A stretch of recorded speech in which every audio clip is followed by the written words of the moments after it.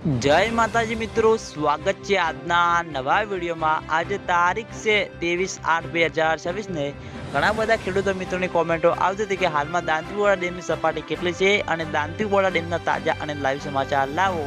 તો આજે આપણે બનાસકાંઠા જિલ્લાના જીવાદોરી સમાન ગણાતા દાંતીવાડા ડેમ ઉપર એક નજર કરીએ તો હાલમાં દાંતીવાડા ડેમની સપાટી 570 ફૂટે છે અને દાંતીવાડા ડેમની ભયાનક સપાટી 604 ફૂટ છે। અત્યાર સુધીમાં દાંતીવાડા ડેમ 25.94% ભરાયેલો છે।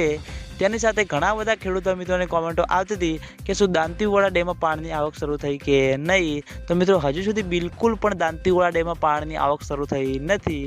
આગામી દિવસોમાં વરસાદનો એક નવો રાઉન્ડ આવી રહ્યો છે, એટલે માઉન્ટ આબુ રોડ, અમીરગઢ, રાજસ્થાન ત્યાં સારો એવો વરસાદ વરસે અને દાંતીવાડા ડેમના ઉપરલા બનાસ નદીમાં પાણીની આવકમાં વધારો થશે।